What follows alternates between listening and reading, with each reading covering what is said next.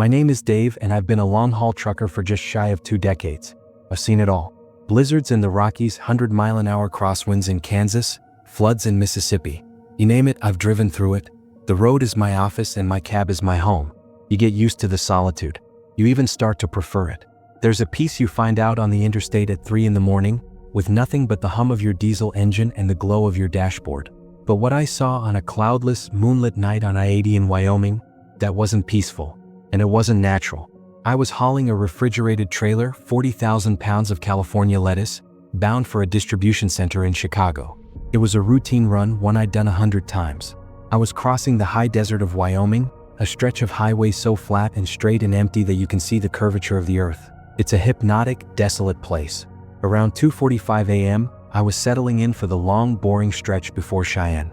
I had some classic rock radio show playing low on the satellite, and a lukewarm coffee in the cup holder. I did my standard mirror check.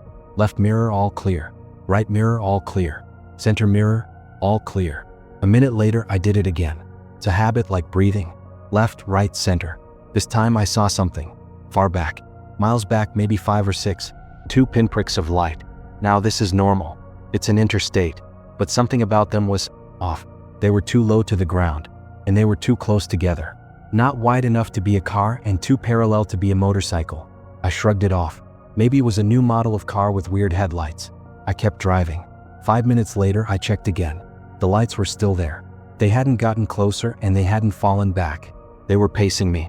Perfectly. I was running cruise control at exactly 70 miles per hour. That meant they were too. A little knot of annoyance tightened in my gut. I hate being paced. Feels like being watched. I tapped my brakes, disengaging the cruise, and let my speed drop to 65. I watched the mirror. The lights stayed back for a moment, then they too slowed, closing the distance slightly before settling in at the exact same 5-mile gap. "All right, play it that way," I muttered. I floored it. My rig isn't fast, but I got it up to 80. The engine complained, but I held it there. The lights held back for a good 30 seconds. Then they accelerated. Not smoothly, but with a jerk of speed. They closed the gap, then settled right back into that 5-mile pacing distance. This wasn't a trucker. This wasn't a civilian. This was a game. My heart was beating a little faster now. The coffee in my cup holder was suddenly unappealing. I was starting to feel that cold, electric prickle on the back of my neck. I was alone out here. The last set of tail lights I'd passed was a good 30 minutes ago. I saw a sign, rest area 2 miles. I had a plan. I wasn't going to get off and use the bathroom, not anymore. I was going to pull in and I was going to watch. I put on my signal, and as I took the long, sweeping exit ramp, I kept my eyes glued to the side mirror. For a moment, the lights continued on the highway. I felt a wave of relief. See, just some weirdo. They're gone. Then, just as I was about to look away, the lights swerved. Violently. They cut across the gravel median, something no car or truck could do, and zipped onto the exit ramp behind me. They were fast. Way faster than I'd thought. My blood turned to ice. I pulled into the truck parking area. It was brightly lit by tall, humming orange sodium lamps. There were maybe 10 other rigs parked, their engines idling, their drivers asleep. I pulled into a spot, angled my rig so I could see the entrance, and I killed my engine. I didn't kill my lights. I wanted them to know I was awake. The lights. Those 2 low, close together lights. They entered the rest area. But they didn't come to the truck section. They took the turn for the car and RV parking, which was on the other side of the bathroom building, in a much darker, less lit area. They drove to the farthest possible spot, deep in the shadows, and their lights went out. I sat there in the sudden silence of my cab, my own engine off. All I could hear was the low, thrumming idle of the other trucks. I was staring at the bathroom building, waiting. My hand was on the key, ready to start the engine. My heart was a drum against my ribs. Minutes passed. 5, 10, nothing. I was starting to feel stupid. Maybe it was just some kids in an ATV or something trying to spook the truckers. They were parked. They were done. I needed to pee. Badly. The coffee was working its way through. "This is ridiculous," I said out loud, the sound of my own voice startling me. "I'm a 250-pound man in a 40-ton truck. I'm not scared of some kids." I grabbed my mag light, a big 4-cell metal one that could double as a club. I opened the door, the whoosh of the air brake sounding incredibly loud. I climbed down the steps, my boots crunching on the asphalt. The Wyoming air was cold and it bit at my face. I stood by my truck, scanning the area. I could see the other rigs. I could see the glowing men's sign on the bathroom building. I could not see the dark end of the car lot. I walked toward the building, my flashlight off. I didn't want to draw attention. I kept glancing back at the car lot. Nothing. No movement.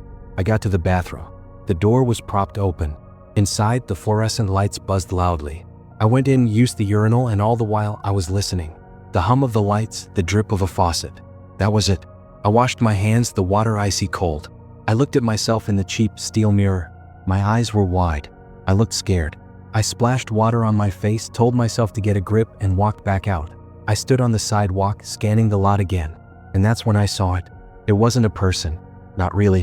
It was something. It was crouched next to the front tire of my rig on the driver's side. It was skeletal, thin, and pale in the orange light. It was on all fours, but its limbs were too long. Its back was to me. It seemed to be examining the tire or the engine block. I froze. I couldn't breathe. My mind was screaming, "What is that? What is that?" It must have sensed me because it stopped moving. It slowly turned its head. It didn't have a face, not one I could recognize. Just dark hollows where the eyes should be and a gaping black mouth. It wasn't a mask. It moved. It saw me. I didn't scream. I didn't move. I just stood there, paralyzed, my mag light feeling like a tiny, useless toy. The thing, it smiled. A wide, impossible smile. It pushed off from my truck, and in one impossibly fast, spider-like scuttle, it ran across the asphalt. Not towards me, towards the dark car lot. It moved on all fours, its long limbs bending at angles they shouldn't. It disappeared into the shadows. I was still frozen. A second later, I heard the sound of an engine. Not a car. It was a high-pitched, whining sound, like a dirt bike or a quad. The two low, close-together headlights snapped on. That broke the spell. I ran. I've never run faster. I scrambled up into my cab, slammed the door, and locked it. I twisted the key. The engine roared to life. I threw it in gear, my hands shaking so bad I could barely grip the shifter. The headlights in the car lot sped toward the exit. They got back on the I-80 ramp, heading east, the same direction I was going. They were waiting for me. I didn't have a choice. I couldn't stay here. I pulled out of the spot, my trailer's tires screaming. I got on the ramp, my eyes wide, searching the darkness ahead. There they were, pacing me again. But this time they weren't 5 miles back. They were maybe 1 mile back. I got on the CB radio. Breaker 19, anyone got their ears on eastbound at 80-mile marker? 320, I got company. Some kind of escort. Not friendly. Nothing but static. I tried my phone. No service. I was alone. The lights gained. They were coming up fast. I braced for impact, but they didn't hit me. One of them. I could see it better now. It was a person on a heavily modified quad bike, all blacked out. The driver was wearing that same. No, it wasn't a helmet. It was just a dark, bulbous head. It zipped up on my driver's side. I looked over. The driver turned to look at me. It was the same creature. The same hollow eyes, the same gaping smile. It was keeping pace at 70 miles an hour, just staring at me. Then I heard it. A thud. A metallic, grappling sound. From the other side of my truck. The passenger side. I looked in my right mirror. The second quad was gone. My heart stopped. I rolled down my passenger window, the wind roaring in, and I looked back. The other one. It was climbing my trailer. It was using climbing axes. Modern, tactical-looking axes. It was scaling the side of my refrigerated trailer, moving like a lizard. It was halfway up. It was heading for the cab. I screamed. It was a high, thin sound I didn't recognize. I yanked the wheel to the right. The rig shimmied, the trailer protesting. The creature on the side didn't flinch. It just kept climbing, thunk, thunk, thunk, sinking its axes into the aluminum. I looked left. The other one was still there, right by my window, grinning. I had one move. I stomped on the brake, and at the same time, I cranked the wheel hard to the left.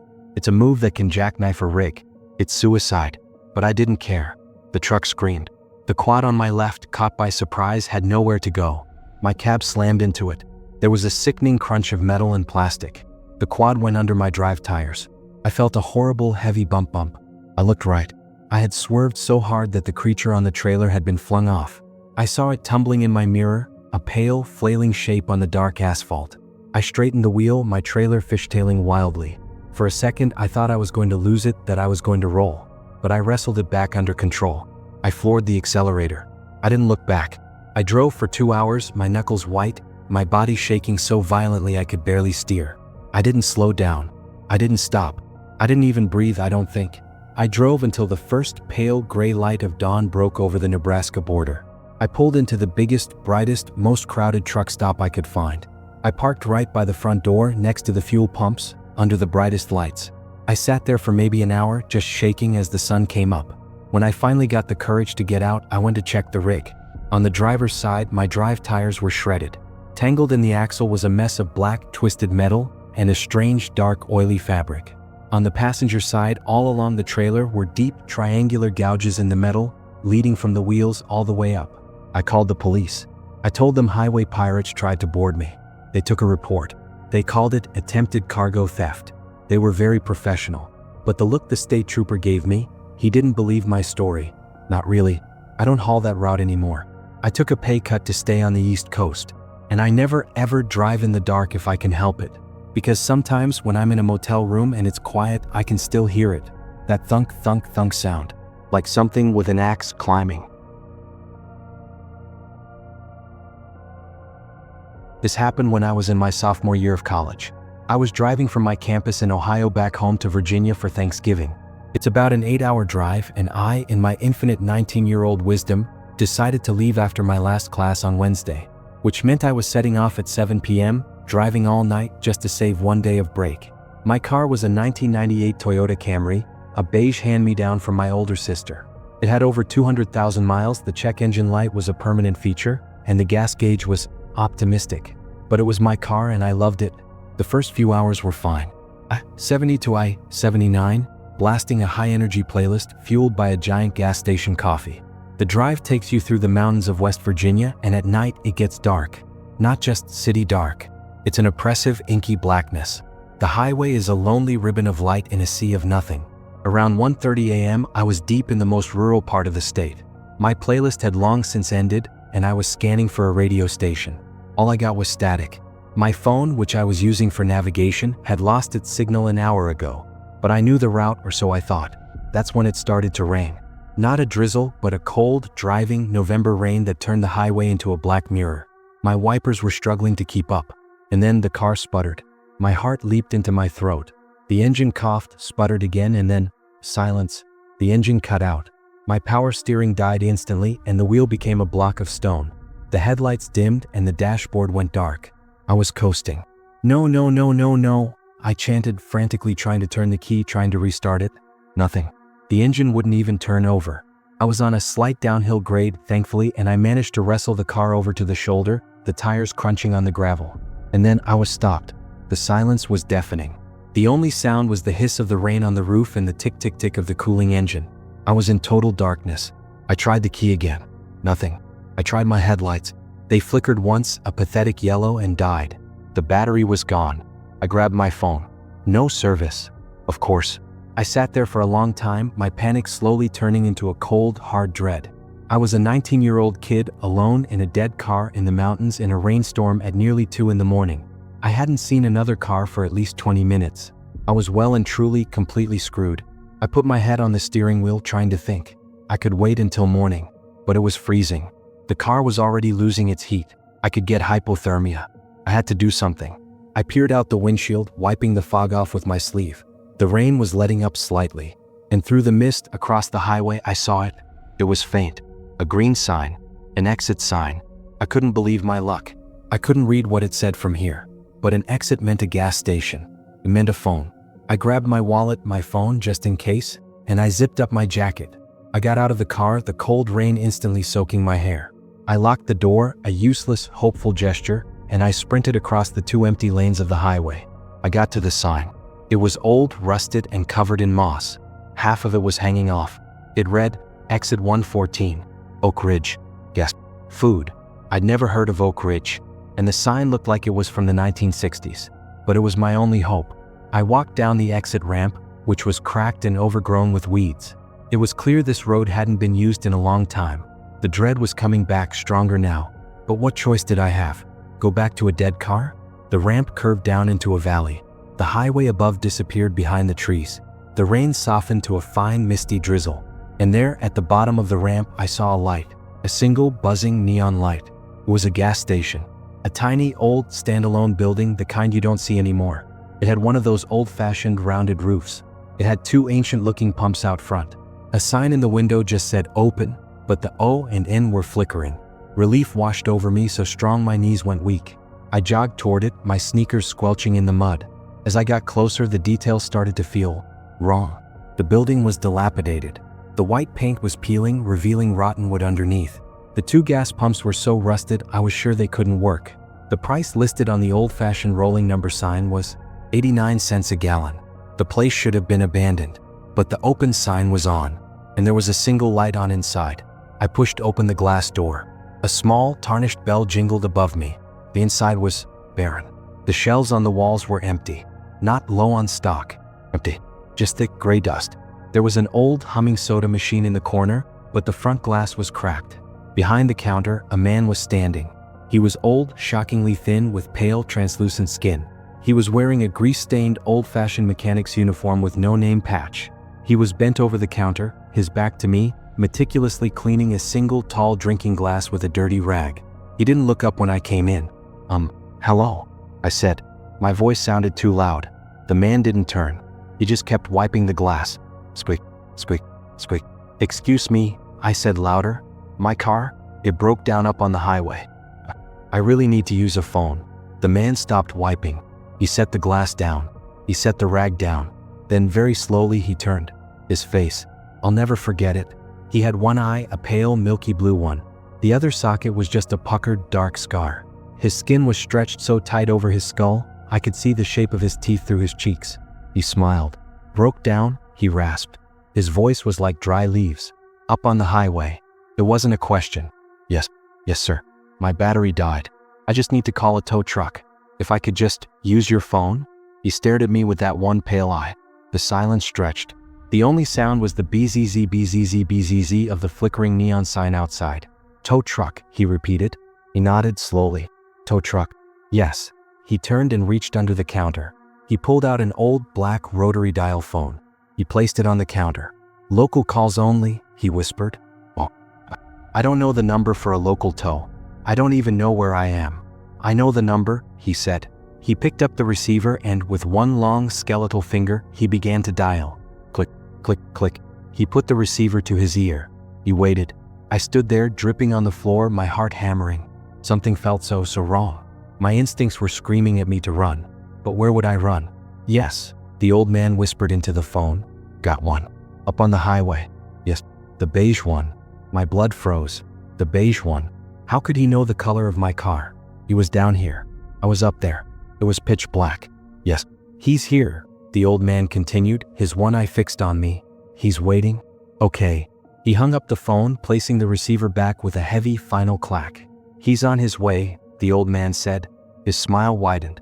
Won't be long now. Thank you, I stammered. How long? Oh, just a bit. You can wait. He pointed with a long finger toward a door behind him, marked restroom. Wait in the back. It's warmer. No, I'm good here, I said, trying to smile. Wait, in the back, he repeated. His voice lost its whispery quality. It was a low, hard command. That one blue eye was radiating pure hunger. That's when I heard it. A sound from the back room. From behind the restroom door. There was a thump, and then a scraping sound, like something heavy being dragged across a concrete floor. The old man's smile never faltered. He just stared at me. I'm not brave. I'm not a hero. I'm a coward, and I'm alive because of it. I didn't say anything. I just turned and I fled. I slammed my shoulder into the glass door, the bell jangling wildly. I sprinted out into the misty rain. I didn't look back. I scrambled up the weedy, cracked exit ramp, my lungs on fire. I could hear the thump, scrape, thump sound from the back room getting louder as if it was coming for me. But I never heard the front door of the gas station open again. I got to the top of the ramp, burst through the trees, and scrambled across the highway to my car. I fumbled for my keys, my hands shaking so bad I dropped them. I sobbed, picking them up. I jammed the key in the lock, opened the door, and threw myself inside, slamming the lock down. I sat there, hyperventilating, fogging up the glass. My heart felt like it was going to explode. I waited. I waited for the old man. I waited for the tow truck. I waited for whatever was in that back room. Nothing. The highway was silent. The rain had stopped. After maybe 20 minutes of pure, pants-wetting terror, I realized something. I wasn't cold anymore. I was sweating. I looked at the dashboard. I don't know why. A pure, desperate, last-ditch hope. I put the key in the ignition, and I turned it. The dashboard lights flared to life. The radio blared static. The engine turned over and roared to life as strong as the day it was new. I didn't question it. I didn't wait. I threw the car in gear, cranked the wheel, and peeled out, spraying gravel all over the highway. I drove. I hit 90-95 miles an hour. I didn't care. As I sped away, I looked in my rearview mirror. I looked for the green rusted sign for exit 114, Oak Ridge. It wasn't there. There was no exit. There was no ramp. There was just a solid, dark line of trees. I didn't sleep for 2 days. I drove straight home, the car running perfectly. When I got there, my parents asked me what was wrong. I looked like I'd seen a ghost. When I went back to school, I spent a day in the library. I looked at old highway maps of West Virginia, old atlases, digital archives. There has never been an exit 114 on that stretch of I-79. There has never been a town called Oak Ridge in that county. But I did find something. A series of newspaper articles from the late 1970s about a string of disappearances on that same highway. Drivers who just vanished. Their cars found on the shoulder, empty. The police never had any leads. They called the unknown suspect the Highway Phantom. My car ran fine for another 3 years, but I sold it. I couldn't stand the smell. After that night, it always had a faint, coppery old smell inside, like a butcher's shop. And I never ever let my gas tank get below full. I'm a registered nurse. For 6 years, I worked the night shift, 7 p.m. to 7 a.m. in the ICU. You get used to being tired. It's a bone-deep exhaustion that never really leaves you. You also get used to weird, sad, and scary things. I thought I was unshockable. I thought I had seen the worst of what humanity can do to itself. I was wrong. My drive home was the worst part of my day. It was about 45 minutes, mostly on a winding, 2-lane coastal highway in Northern California. At 7:30 in the morning, after a 12-hour shift, it was my most dangerous moment, fighting off sleep at the wheel. This happened on a Tuesday in January. It had been a brutal shift. We'd lost a patient, a young guy, and the whole floor was in a grim, quiet mood. I remember getting in my car. The fog was so thick it was like driving through cotton balls. You could barely see 20 feet in front of you. I was crawling along at 25 miles an hour, my heater blasting, listening to a podcast to try and keep my brain engaged. The road curved along the cliffs. To my right, nothing but a white wall of fog where the Pacific Ocean should be. I came around a sharp bend and my headlights landed on a figure. It was a woman, standing on the shoulder, right at the edge of the cliff, her back to the road. She was wearing a thin white dress, like a summer dress. It was maybe 40 degrees out. I slowed down, my heart instantly kicking into nurse mode. She was going to jump, or she was in shock. "Hey," I yelled, rolling down my window. The cold, wet fog billowed into the car. "Are you okay?" The woman didn't move. I pulled the car over about 10 feet past her and put my hazards on. I left the engine running. I looked in my side mirror. She was just standing there, staring out into the white nothingness. "Ma'am?" I called out again. "I'm a nurse. Can I help you?" I was about to get out of the car. My hand was on the door handle. And then, in the mirror, I saw her head snap around. She turned not like a person but like a doll. A stiff, sudden movement. She was facing my car. Even in the foggy, dim light of my hazard flashers, I could see her face. It was wrong. Her skin was waxy and pale, almost blue. Her eyes were wide, unnaturally wide, and seemed to have no pupils, just black, staring orbs. Her mouth was open in a silent, perfect O of surprise. I wasn't a nurse anymore. I was prey. My hand flew from the door handle to the lock button. I heard the chunk of the locks engaging. The woman took a step toward my car. I slammed the car into drive and hit the gas. The tires spun on the wet asphalt for a second, then caught. I peeled out, my heart trying to escape my chest. I looked in the rearview mirror. The road was empty. She was gone. "Hallucination," I said out loud. "You're overtired. You're hallucinating." I'd had microsleeps before. I'd seen shadows move on the side of the road. This was just a very, very vivid one. My shift had been awful. I was stressed. It was a waking nightmare. I cranked the heat up, my hands shaking on the wheel. I focused on the faint yellow line in the road, counting my breaths. In 2, 3, 4. Out 2, 3, 4. I was calming down. It was okay. It was a hallucination. Then I heard a sound from the back seat. It was a sigh. A wet, gurgling sigh. I froze. My eyes darted to the rearview mirror. There was nothing there. Just the empty, gray upholstery of my back seat. I was definitely losing it. I was going to pull over at the next well-lit turnout and just breathe. Or maybe call my husband. I kept driving. The fog was getting thicker. The thwack, thwack, thwack of the wipers was the only sound. Then I felt it, a coldness, not from the window. It was behind me. A damp, cellar cold that was completely different from the dry heat blasting from my vents. I looked in the rearview mirror again. The woman was in my back seat. She was leaning forward, her face right behind my headrest. Her waxy blue-white face, her black, staring eyes, her mouth still open in that perfect dark O. She was close enough that I could see that her thin white dress was soaking wet, not with rain, with seawater. I screamed. It wasn't a word. It was just a raw, animal sound of pure terror. I yanked the wheel. The car swerved violently, crossing the center line. I slammed on the brakes. The car spun a full 180 degrees, the tires shrieking.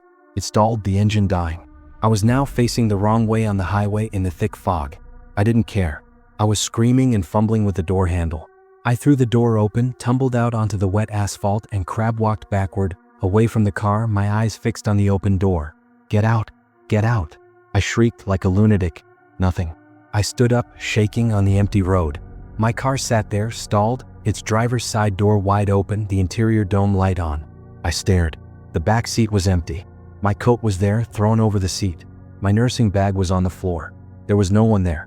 I stood in the road for a full minute, my breath pluming in the cold, foggy air. My heart was slowing down.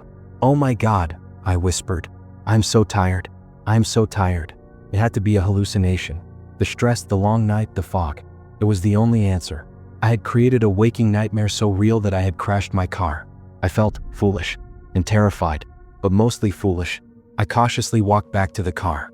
I leaned in, my heart still pounding, and I looked in the back. I poked my coat with my hand. It was just a coat. I got back in, my hands trembling. I turned the key. The engine started. Thank God. I put the car in drive, pulled a U-turn, and drove the rest of the way home. It was the longest 20 minutes of my life. I didn't use the rearview mirror. I just stared straight ahead, my eyes burning. I got home, ran inside, and locked the door. My husband was asleep. I didn't wake him. What would I say? I think I hallucinated a ghost in my car and crashed? I took a scalding hot shower, got into bed, and just lay there, shaking until the sun was fully up. I called in sick to work. I couldn't go back. Not that night. Around noon, I finally felt brave enough to go out and check my car. I was worried I had damaged it when I spun out. I went to the garage. The car was fine. No damage. But as I walked past the rear passenger side door, I noticed something. The window was fogged up on the inside. My garage was cold, but the car was still warm from the heater. And on the inside of the glass, in the middle of the fog, was a handprint. A small, delicate handprint. But it wasn't just a handprint in the fog. It was oily, and it was full of tiny embedded particles, like sand and salt. I stared at it. I could feel the blood drain from my face. It had been real. It was in my car. I sold the car the next week. I told my husband it was unreliable. I took a loss on it, I didn't care. I just wanted it gone. I also requested a transfer to the day shift. The pay is worse and the floor is crazier, but I don't care about that either. I will not, under any circumstances, ever drive on that highway in the fog again, because a hallucination doesn't leave a handprint. My best friend Mark and I decided to drive from our hometown in New Jersey to Los Angeles the summer after we graduated college. It was the classic cliché American road trip. We bought a 20-year-old station wagon for $800, packed a cooler, and hit the road. The first few days were amazing. We were young, we were free, and the entire country was scrolling past our windows.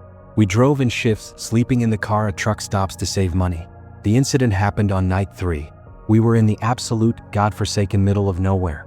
I think it was somewhere on US 50 in Nevada, the loneliest road in America, and it lives up to the name.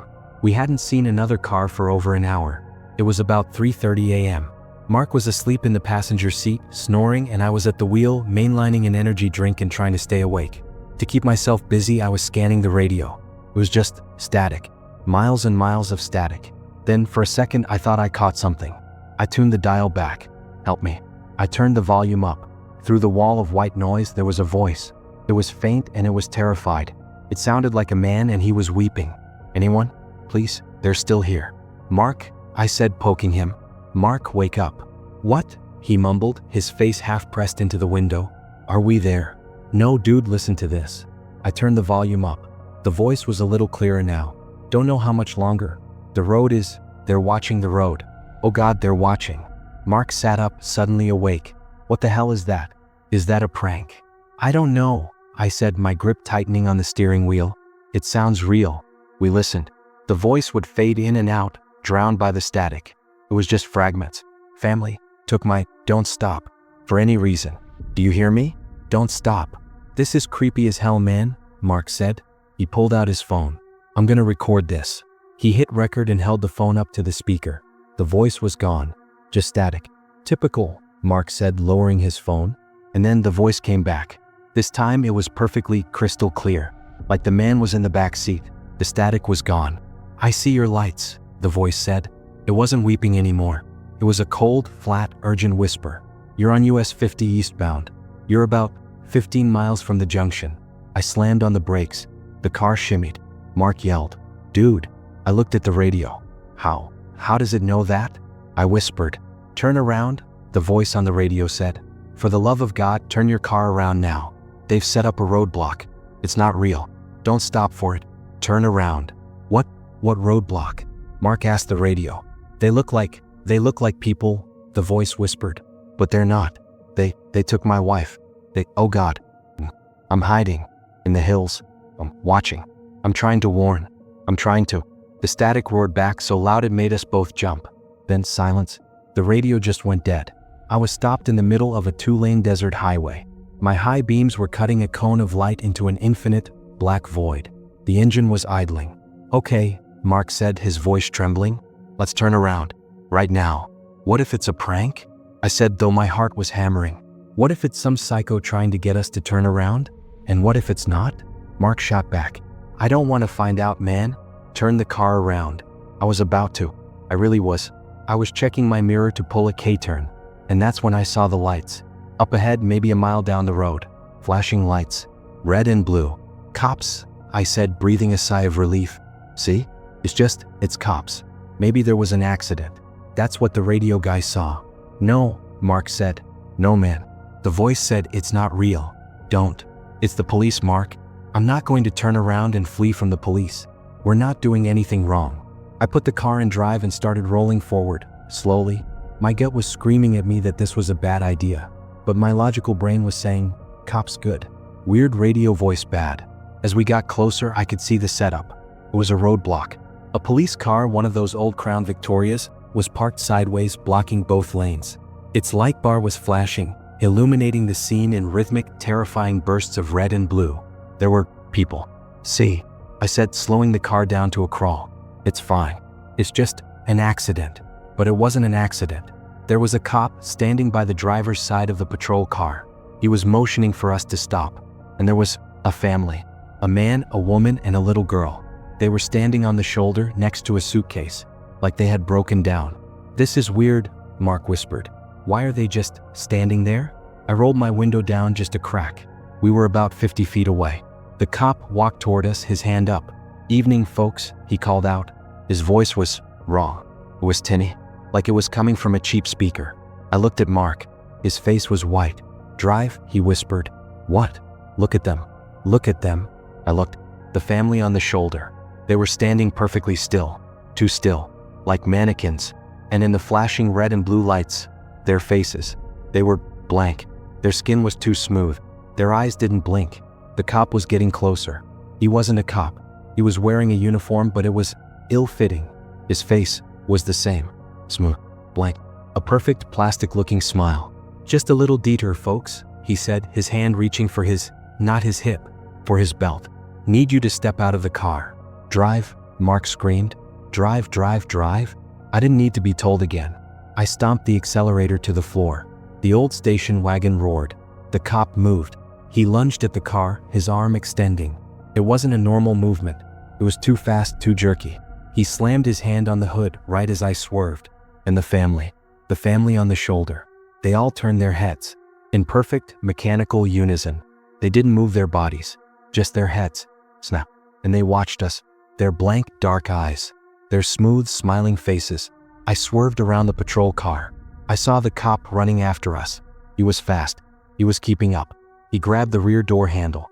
Mark was screaming. I was screaming. The car fishtailed and I heard a rip of metal as the door handle was torn off. I looked in the rearview mirror. The cop and the family were standing in the middle of the road, under the flashing lights, watching us go. They weren't moving. I drove. I didn't let my foot off the accelerator for 30 minutes. I hit 110 miles an hour in that old wagon. I thought the engine was going to explode. I didn't care. We didn't talk. We just sat there, listening to the wind whistling through the now cracked open driver's window. After an hour, we pulled into a brightly lit 24-hour gas station in the first town we came to. We both got out shaking. We went inside, bought coffees, and just sat. "Play the recording," I finally said. "What?" "The phone. Play the recording." From the radio. Mark's hands were shaking as he pulled out his phone. He went to his voice memos. He hit play. We both leaned in. All we heard was static. Pure, hissing, empty static. Not a single word. Not a whisper. We finished the drive to LA. We didn't talk about it. It was like this unspoken shared nightmare. We sold the car for scrap in Venice Beach. We flew home. The road trip was over. Mark and I are still friends, but it's different. There's a shadow. We both know what we saw. And we both know that the recording was empty. I still don't know what was scarier, the things on the road, or the voice on the radio that tried to warn us, and then proved it was never there. I work in international logistics. It's a boring title for a boring job. I fly to different countries, I look at warehouses, I sign papers, and I fly home. A few years ago, I was sent to Romania. Not Bucharest, but a very remote, rural part of the Transylvania region, to inspect a new lumber mill. I flew into Cluj-Napoca, rented a car, a little Dacia sedan, and got a cheap, off-brand GPS unit from the rental counter. The mill was in a tiny village about a 4-hour drive into the mountains. The drive started fine. The main highways were good. But as I got deeper into the country, the roads got older. They became narrow, winding 2-lane roads through dense, dark forests. The GPS was my only guide. It was late afternoon, and the sun was already starting to set. The mountains and the thick canopy of trees made it feel much later. It was getting dark fast. My GPS, which had been silent for a while, suddenly lit up. Turn right onto unpaved road. I slowed down. To my right, it wasn't a road. It was a dirt track. A muddy, overgrown path that disappeared into the blackest, most imposing forest I'd ever seen. A rusted, barely legible sign was nailed to a tree. I couldn't read the Romanian, but it looked old and angry. "No," I said to the GPS, "that can't be right." I kept driving on the main road, recalculating. When possible, make a U-turn and turn right onto unpaved road. I drove another mile. The GPS was insistent. I pulled over. I looked at the paper map the rental agency had given me. This little village, it wasn't even on the map. The GPS was my only shot. I sighed, my get-it-done business brain overriding my this-is-a-horror-movie setup brain. I figured the GPS knew a shortcut. I made the U-turn, went back, and turned onto the dirt track. It was bad. The Dacia's little tires spun in the mud. The branches of the ancient trees scraped against the roof and windows. The road was barely wide enough for the car. It was less a road and more a suggestion. It was pitch black. My headlights were cutting a pathetic little hole in a wall of darkness. I was driving at 5 miles an hour, the car lurching and bucking. I was starting to seriously regret my decision. This went on for 20 minutes. 20 minutes of pure, claustrophobic darkness and the screech of branches on metal. I was about to give up, to try and find a place to turn around. And then the road ended. It just stopped. At a toll booth. I sat there, my engine idling, my brain trying to process what I was seeing. In the middle of this forgotten forest, at the end of this impassable mud track, was a toll booth. It was an old wooden shack like a hunting blind. A single bare yellow bulb hung over the window, attracting a cloud of moths. A red and white striped barrier arm blocked the road. I was so confused I actually laughed. A toll? For this road? I put the car in park and waited. No one came out. I honked my horn. The sound was flat and it was swallowed by the trees. I honked again longer. A moment later, the door of the shack creaked open. A man emerged. He was old, incredibly old. He was bent and he walked with a severe limp. He was wearing a tattered, dark uniform. He limped to the window and just stood there, staring at me. I rolled my window down. The air smelled like wet earth and something else, something coppery. Hello, I said. I think I'm lost. My GPS. The man said nothing.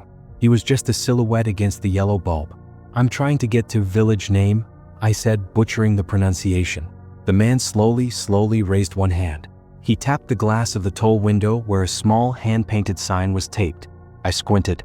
I couldn't read the words, but there was a number. You want a toll? I asked, incredulous. For this road. The man just tapped the sign again. Tap, tap, tap. I was getting unnerved. The silence, the darkness, the sheer wrongness of this situation. I just wanted that barrier arm to go up. I wanted to be out of this forest. Okay, fine, I said. I reached into my pocket and pulled out some Romanian leu. I had no idea how much. I just grabbed a handful of bills and held them out. The man's hand shot out. It wasn't the hand of an old man. It was strong. His fingers were like talons. He snatched the money from my hand, his fingernails scraping my palm. He retracted his hand. I waited. He didn't move. The barrier arm didn't go up. Okay, thanks, I said, my voice shaking. Can you? I pointed at the barrier. The man leaned forward into the light of his single yellow bulb. I wish he hadn't. His face was a ruin. His skin was gray. He had no nose, just a dark, rotting hole in the middle of his face. His eyes were milky white, completely blind, and he was smiling. A wide, wet, toothless grin. He spoke. His voice was a wet, gurgling rattle. New Pentru drum, he rasped. I don't understand, I stammered. He smiled wider, and he spoke in perfect, gravelly English. Not for the road, little man, he gurgled. The road is free. My blood turned to water. Then, what's the toll for? The man's head tilted as if listening to the forest. The toll, he whispered, is for watching. As he said it, I heard it from the woods, behind the toll booth, all around me, rustling. It wasn't a deer. It wasn't a bear. It was footsteps, dozens of them, heavy, shuffling, circling the car. They were in the trees just outside the range of my headlights. Snap. A twig broke close. To my left. Scrape. Something moved on the roof of the car. The toll booth operator just stood there, his blind eyes fixed on me, his smile impossibly wide. They like to watch the new ones, he whispered. They like the smell. I screamed. I didn't even think. I threw the car into reverse. I stomped on the gas. The car screamed as the tires spun in the mud, then they caught. I went backward fast into the darkness. I didn't use the mirrors. I just prayed. I heard a heavy thump on the trunk as if something had tried to jump on it.